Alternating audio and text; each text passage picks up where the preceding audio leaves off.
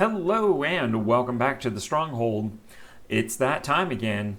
It's midweek, and I want you to play some Magic so that you can win 2 free Rare or Better ICRs.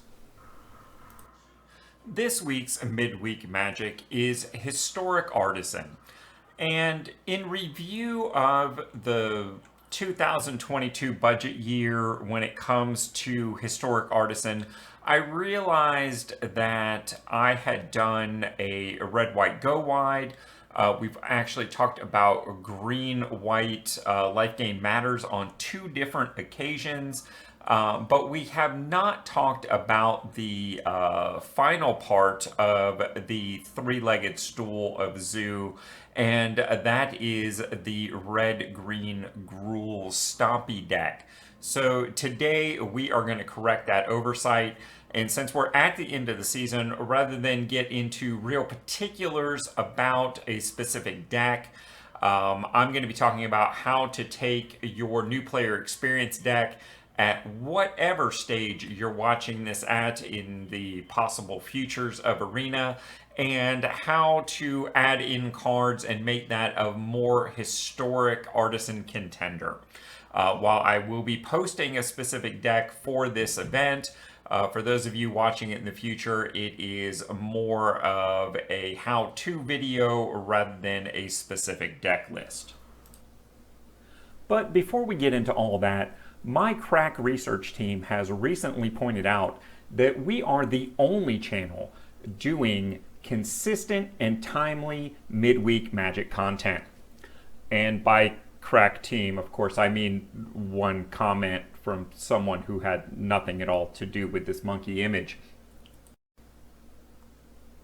So be sure to subscribe right here at the Planeswalker Stronghold for all of your future midweek Magic needs, because we will be bringing you a deck list or strategy every single week.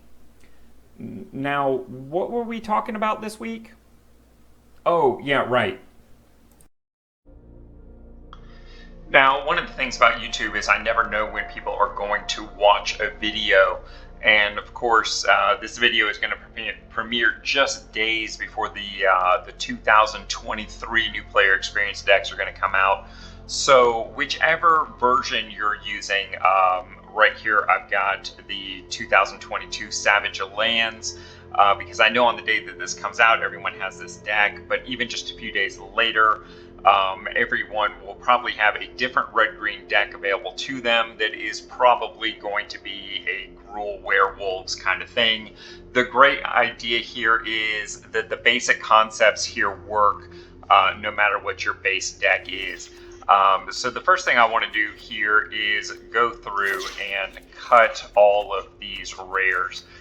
Because of course, for Artisan, rares and mythics are not allowed. Let's get all of these bad boys, and typically it's gonna be 5 rare mythics, maybe 6 plus your dual land for whatever year. Those are the things you want to cut, and there we go. We need to add in 7 cards. Alright, so 7 cards to add back in, and I'm not going to fuss with the mana base a whole lot. They are running 25 lands, because in this version, your land drops matter. Typically in a best of 1 deck, I'd say 23 lands is about right. So depending upon when you're looking at this and what your base deck is, you might want to tweak those things a little bit.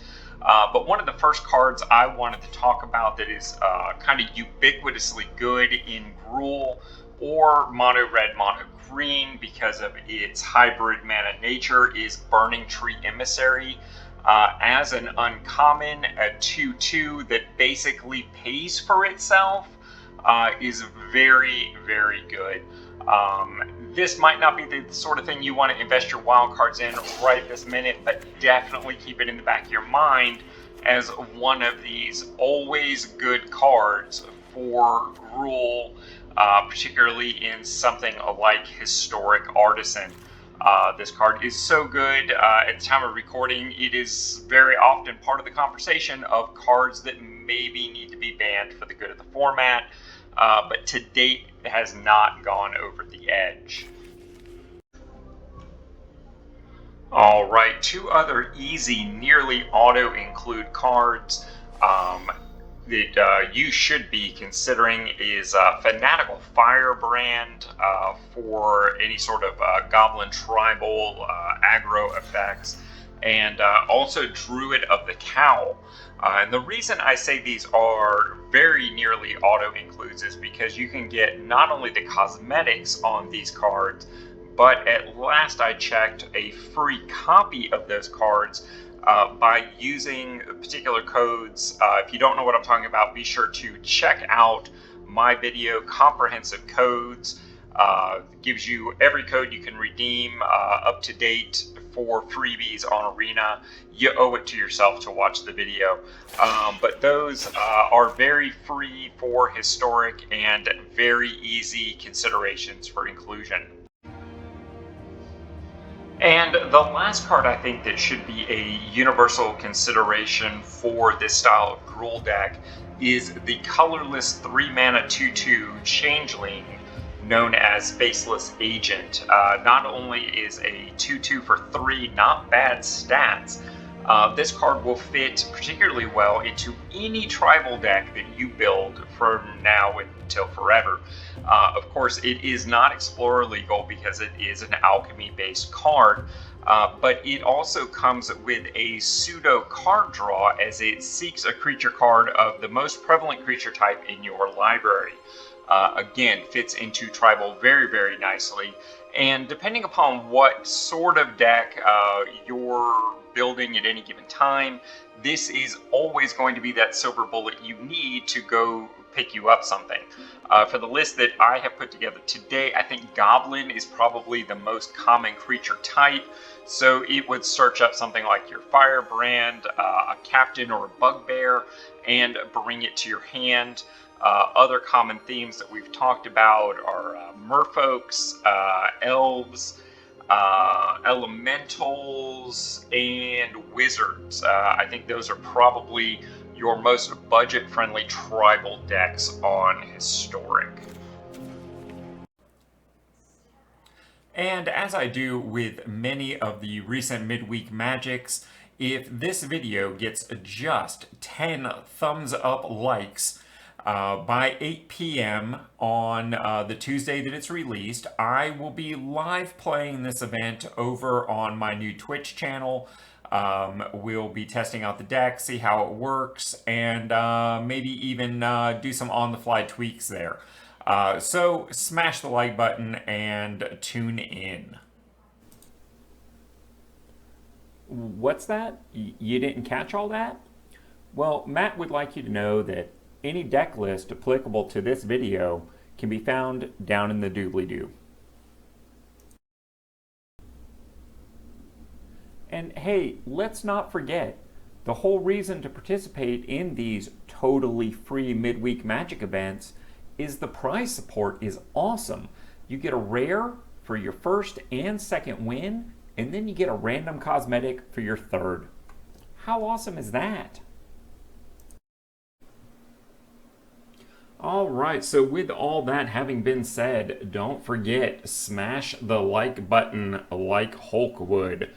And of course, comment and subscribe if you haven't done so already.